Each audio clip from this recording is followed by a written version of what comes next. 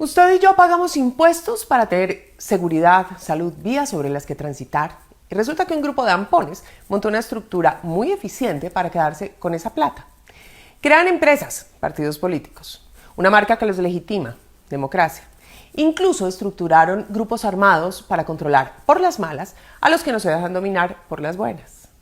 Se montaron ellos mismos en los órganos de control, Fiscalía, Contraloría, Procuraduría, Registraduría y hasta la Defensoría del Pueblo.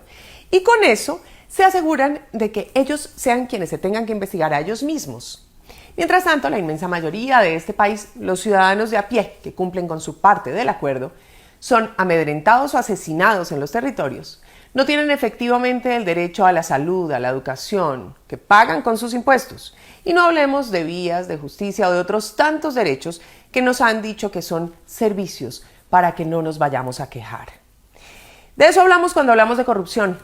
La confesión de Óscar Iván Zuluaga, no ante la ley, sino ante uno de sus más cercanos amigos, también corrupto y como todo corrupto, desleal, no es un asunto menor. No estamos hablando de una empresa que decidió apoyar una campaña política. La referencia es a una multinacional que se quedó con el contrato más grande que el gobierno de Álvaro Uribe otorgó, la Ruta del Sol 2, que costó más de $1.000 millones. Así que cuando esa empresa le paga parte de la campaña al candidato que dijo Uribe, no es un favor, está negociando más de esos contratos gracias a los que usted y yo seguimos sin derechos.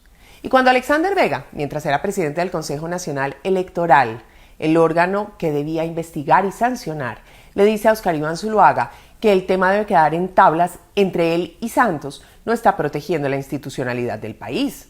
Está encubriendo a quienes se quedan con nuestro dinero, ese que debían invertir para hacer efectivos nuestros derechos.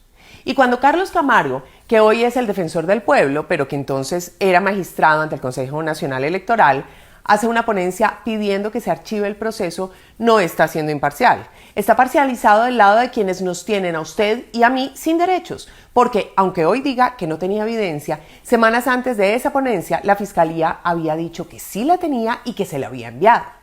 Ahora, Óscar Iván Zuluaga tendrá que responder por los delitos que cometió, y su hijo también, porque esos audios que hizo públicos Daniel García Arizabaleta no dejan lugar a dudas, son prácticamente una confesión.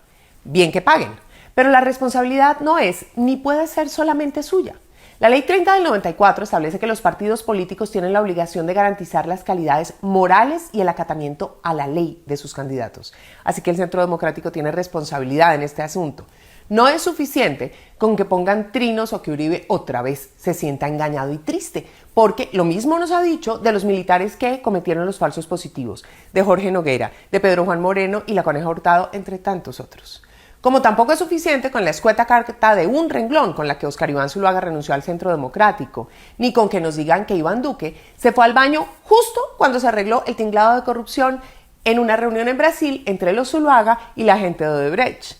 No solo porque justo después de esa reunión Duque compró un apartamento en Estados Unidos, sino porque él también es del Centro Democrático, partido al que estaban representando en esa reunión.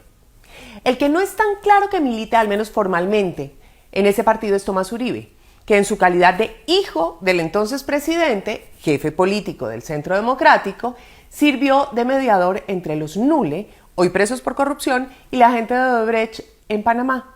Los mismos que pagaron, según una confesión, una coima de $11.6 millones para quedarse con el contrato de la Ruta del Sol 2, mientras Álvaro Uribe era presidente. Y Néstor Humberto Martínez era asesor jurídico de los contratistas.